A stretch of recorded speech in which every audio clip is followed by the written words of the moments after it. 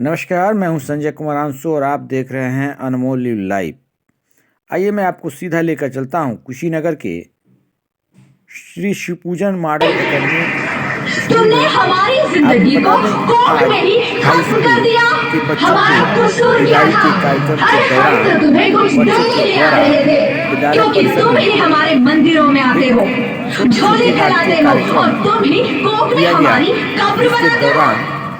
तुम जैसे लोगों को हमारे मंदिरों में आने का कोई हक नहीं है, जो मंदिर में आकर चुनरी उड़ाते हैं और कोर्ट में ही हमारी बलि चढ़ाते हैं। हम तुम जैसे लोगों के घर अब कभी नहीं आएंगी, कभी तुम जैसे लोगों पर खुशियां नहीं बरसाएंगी, करते हुए कभी नहीं। मुझे माफ कर, आए हुए गार्जियन मैं आज के हालात देख के डर गया था।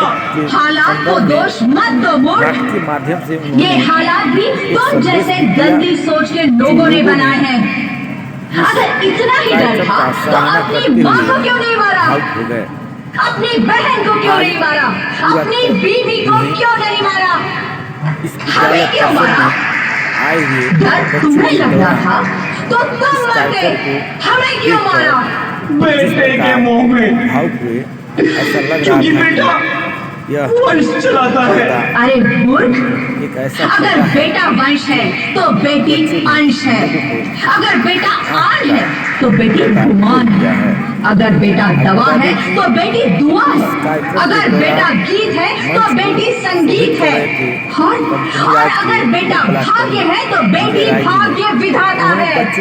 यहाँ सबको माँ चाहिए, बहन चाहिए, बीवी चाहिए, मगर बेटी क्यों नहीं चाहिए? जबकि ओस की फूल सी होती है बेटियां, माँ बाप को जरा सा भी दर्द हो तो रोती है बेटियां, रोशन करता है बेटा सिर्फ एक। वहीं विद्यालय के प्रधानाचार्य के द्वारा बच्चों को संबोधित करते हुए मंच के माध्यम से आने वाले समय में हाई स्कूल के एग्ज़ाम के संदर्भ में भी उन्होंने बहुत चीज़ कहा गया। उन्होंने कहा कि आप लोग पढ़ाई के समय ध्यान दें और शांतिपूर्वक अपने लक्ष्य को प्राप्त करने का एकत्रित होकर आगे बढ़ते रहें। कुछ मंदिर हिंदुओं का है, कुछ मुसलमान का है, कुछ सिख का है, कोई ईसाई का है, लेकिन मुझे लगता है विद्या का जो मंदिर है, जो विद्यालय है, वो सभी धर्मों का उसूल है। इसमें जब अभिभावक आता है अपने बच्चे का एडमिशन कराने तो कभी नहीं पूछता है किस धर्म का ये विद्यालय है, ये पढ़ाने वाले इसमें किस धर्म के लोग हैं जो पढ़ाते हैं। सिर्फ ये पता करता है कि इस विद्यालय में कितनी अच्छी शिक्षा दी जाती है, और शिक्षा के आधार पे वो अपने बच्चे को आपके कैंपस में छोड़ के चला जाता है। यानी कि आपके भरोसे, एक शिक्षक के भरोसे एक जो हमारा पिता है अपने बेटे का भविष्य आप में देखता है। और मुझे लगता है कि हर पिता जब अपने बेटे का भविष्य अगर शिक्षक के पास देखता हो, आपकी पढ़ाए हुए माहौल में देखता हो, तो ऐसे में जो हमारे देश के और विद्यालय परिवार के जो शिक्षक हैं उनका दायित्व तो बढ़ जाता है। हम बच्चों को तो कहते हैं कि आपके ऊपर भारत का भविष्य है, आपको बेहतर पढ़ना है, आगे बढ़ना है, और आपको निरंतर भारत को आगे बढ़ाना है। लेकिन मेरा अपना मानना है कि भारत का भविष्य निरंतर जो हमारे गुरुजन हैं और शिक्षक हैं उन्हीं के सर पे है। अगर वो बेहतर पढ़ाएंगे तो आप बेहतर दिशा की तरफ जाएंगे, और कहीं उसमें चूक हो गई तो हमारी दिशा खराब हो सकती है। ऐसे में कहा गया है पुराने शास्त्रों में, रामायण और महाभारत में, रामायण और महाभारत के जितने पात्र थे सबका विद्यालय एक ही था। लेकिन मुझे लगता है कुछ कम पढ़े तो कौरव हो गए, कुछ ज्यादा पढ़े तो पांडव हो गए। तो पढ़ाई तो सबकी बराबर थी, लेकिन मुझे लगता है बुद्धि विवेक थोड़ा सा कम हो गया, कुछ ज्यादा हो गया।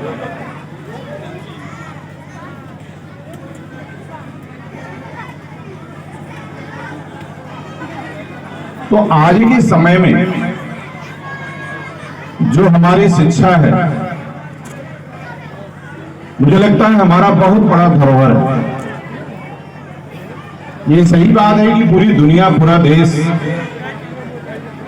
अर्थ की तरफ जा रहा है, लेकिन जिस दिन हम लोग शिक्षा को अपना अर्थ समझ लेंगे तो शिक्षा ही हमारा मूल धन है, शिक्षा ही हमारा पैसा है, शिक्षा में ही हमारा जीवन है, शिक्षा में ही हमारा समाज है, शिक्षा में ही हमारा भविष्य है और शिक्षा में ही हमारा भारत है। जब ये बात हमारे आपके मन में आ जाएगी, पैदा हो जाएगी, तो मुझे लगता है इस भारत का उज्जवल भविष्य दिनों दिन राज चौगुना बढ़ता जाएगा। यही भावना हर शिक्षक को बालक के मन में पैदा करना है, परीक्षार्थी के मन में पैदा करना है कि तुम्हारी जो सबसे कमाई है वो शिक्षा ही है। मैं देखता हूं इस दुनिया में दो व्यवस्थाएं चलती हैं, एक व्यवस्थाएं मानव की चलती है, दूसरी व्यवस्था इस देश में जानवर की चलती है। यानी कि जानवर जंगल में होता है और मानव हम जैसे जो वातावरण है उसमें हम रहते हैं, और दोनों के बीच में एक संविधान है, एक कानून बना है। मानव जो है कानून का पालन करता है और जो जानवर है जंगल में वो कानून का पालन नहीं करता, उसको पता नहीं होता। यानी कि हमारे भी इस कानून का पालन कराने के लिए हमारा अपना संविधान है और पुलिस की व्यवस्था है और फोर्स की व्यवस्था है। जहां हम गलत करते हैं वहां हमारे सामने कानून आके खड़ा हो जाता है कि आपने गलत किया है, इस गलत की सजा आपको मिलेगी। लेकिन यही चीज जहां जानवर रहता है जंगलों में, वहां कानून नहीं है और उसको पता नहीं है कि हम कोई गलत काम करेंगे तो हमको सजा क्या मिलेगी। इसलिए हम मान बैठे हैं कि जंगल में जो शेर है वही जंगल का राजा है, इसलिए उससे बड़ा कोई बलशाली नहीं है। अगर शायद वहां भी कानून होता, वहां भी अगर शिक्षा होती, वहां भी अगर पुलिस होती, तो वो भी शायद जीवन हमारे जैसे जीता। तो हमारे में शिक्षा है तो हम मानव हो गए, कानून का पालन करते हैं, और वहां शिक्षा नहीं है वो जानवर हो गया।